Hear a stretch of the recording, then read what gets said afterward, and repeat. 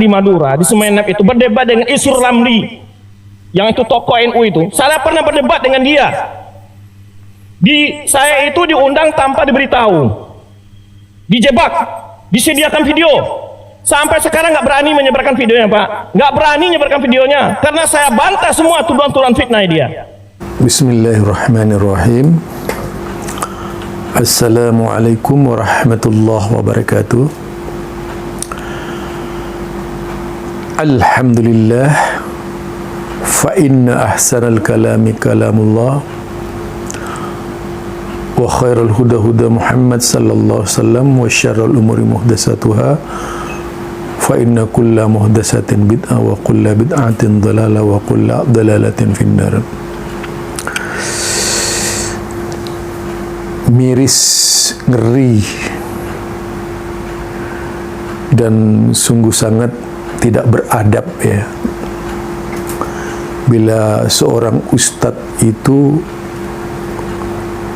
menggunakan gaya-gaya takiyah kayak orang Syiah sebagaimana yang ditampilkan oleh Idrus Ramli.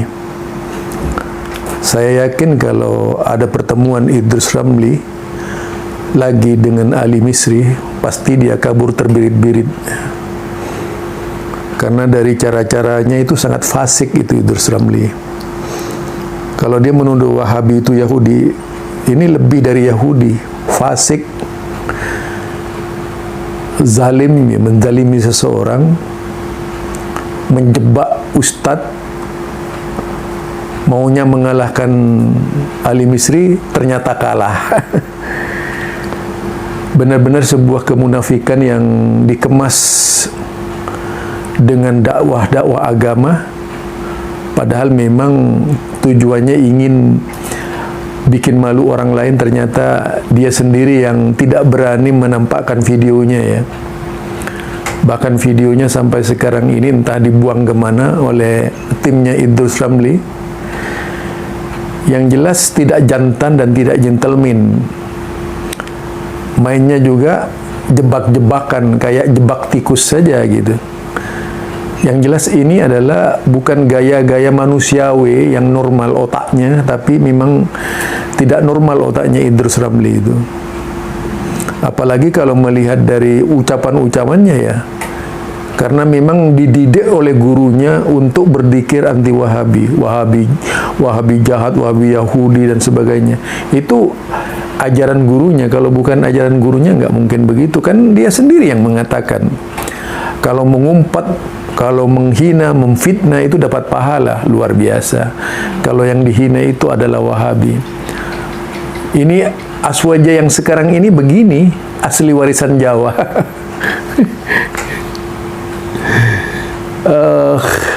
Seharusnya seorang muslim itu falyakul khairan aw liyasmut. Kemudian tidak menggunakan makar. Jadi wa makaru makran wa makarna makran wallahu khairul makirin.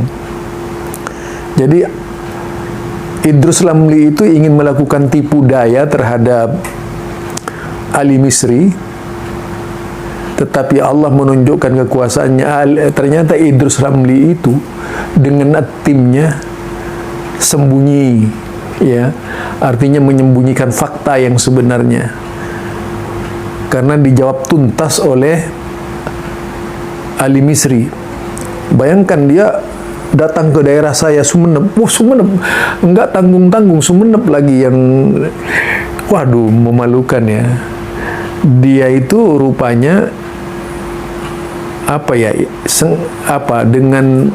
dengan sengaja mengundang mengundang Idrus Ramli, mengundang Ali Misri ke Sumeneb.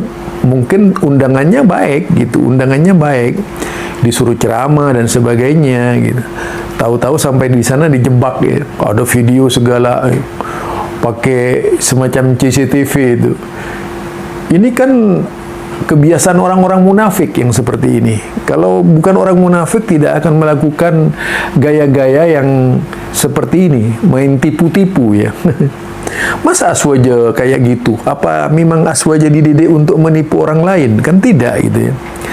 Aswaja itu kebesaran loh, kebesaran Ahlus Sunnah wal Jamaah. Artinya otaknya itu adalah otak sunnah, bukan otak-otak munafik, fasik gitu. Itulah. Jadi kalau gaya-gaya otak munafik, fasik itu jelas tidak mencerminkan sebagai seorang da'i. Ngapain dia menjebak Ali Misri? Sumenep itu daerah saya ya. Saya sangat tahu Sumenep. Dan aneh kalau kemudian ada orang Sumenep yang ikut-ikutan menjebak Idrus Ramli, itu bikin malu kota Sumenep gitu. Kok mau gitu ya? Apanya yang hebat dari Idrus Ramli? Anak kecil saja bisa membantah ucapannya itu. Saya menyampaikan seperti ini tidak lain tujuannya agar bisa menjadi peringatan kepada siapapun yang mau main tipu-tipu gitu ya. Pantas anak buahnya itu perkataannya rata-rata tidak sopan. Saya melihat seperti seperti si Sani Oye itu tidak sopan. Padahal orang Sumenep ini adabnya tinggi ya. Orang Sumenep ini beradab, sangat beradab sekali gitu. Bahasanya halus, ada kromo inggilnya. Panjenengan Kak Dinto katipun apa kabadaan epon. Saya punten. Itu bahasa halus itu. Artinya bagaimana kabarnya Anda? Mudah-mudahan sehat.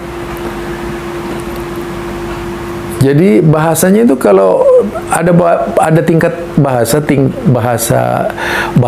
kasar, bahasa sedang, bahasa tertinggi di Sumenep itu. Jadi kalau ada orang Sumenep itu bisa kurang ngajar karena ada orang luar datang dari luar yang ngajarin kurang ngajar gitu ya. Jadi kalau ada orang Sumenep itu kurang ngajar, itu artinya ada orang lain datang dari luar membawa penyakit ke Sumenep. Orang Sumenep itu sopan santun karena di sana itu tempatnya raja-raja.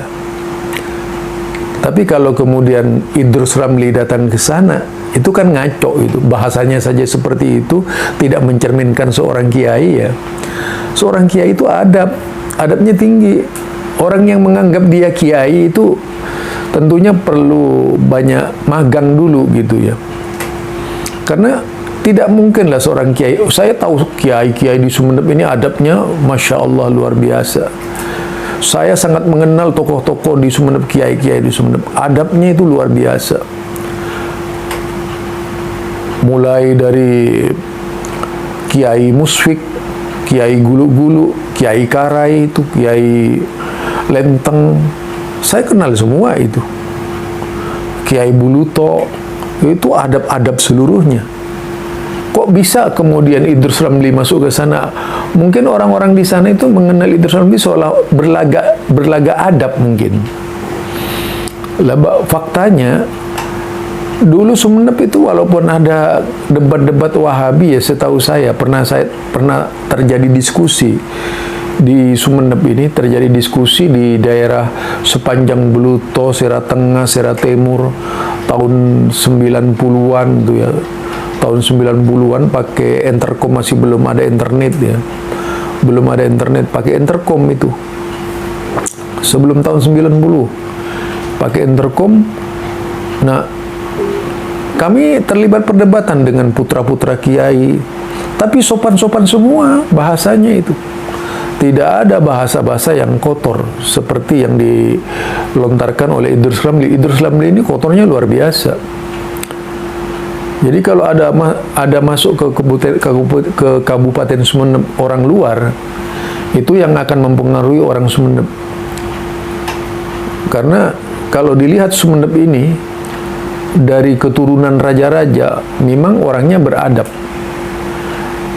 Sumenep itu dikenal Solonya Madura. Jadi kalau ada orang luar masuk akan rusak Sumenep itu. Adabnya tinggi, ya. Bahasanya kromo inggil, kayak Jawa tingkat tinggi itu. Kemudian perilakunya indah orang Sumenep itu. Jadi khawatir ya, kalau kemudian ada seorang kiai datang ke Sumenep, orang luar, itu bukan bahasanya orang Sumenep. Kalau kemudian main jebak-jebakan begitu. Dan di Sumenep ini daerah paling adem, umatnya itu paling tenang gitu ya, dibanding dengan yang lainnya gitu. Paling tenang di Sumenep tuh. Itu diakui oleh Pamekasan, oleh Sampang, oleh Bangkalan, karena bahasanya sangat halus di Sumenep itu. Jadi jika kemudian ada orang luar masuk ke Sumenep, sekelas Idrus Ramli memang tidak mungkin bisa mengikuti gaya orang Sumenep. Padahal dia orang yang terdidik ya. Ya terdidik di pesantren. Biasanya kalau muridnya kiai ini benar-benar adab gitu. Nggak tahu kalau adabnya cuma sesama dia, kelompoknya ya. Tapi khusus Sumenep tidak loh. Antar orang Muhammadiyah dengan orang NU itu tenang, bahasanya itu enak kalau silaturahim dan sebagainya. Tidak pernah ada masalah. Jadi kalau kemudian sekarang Sumenep itu terkesan terjadi clash antara kelompok-kelompok yang ada, itu pasti ada orang luar masuk gitu. Jadi jangan sampai Sumenep, saya minta kepada Kabupaten Sumenep ini untuk menjaga kromonya itu. Kromo itu dijaga. Jadi setiap orang yang datang tidak langsung diadopsi perkataannya, karena ini bawa-bawa Sumenep ya. Siapa namanya? Ustadz Ali Misri. Dia merasa terjebak, merasa tertipu oleh gaya Idrus Ramli. Ini kan memalukan Sumenep ya. Artinya ke depan jangan terjadi lagi lah yang seperti ini. Ayo kita jaga Sumenep dari bahasa-bahasa yang tidak santun. Barangkali ini dari saya, Zulkarnain El Maduri. Assalamualaikum warahmatullahi wabarakatuh.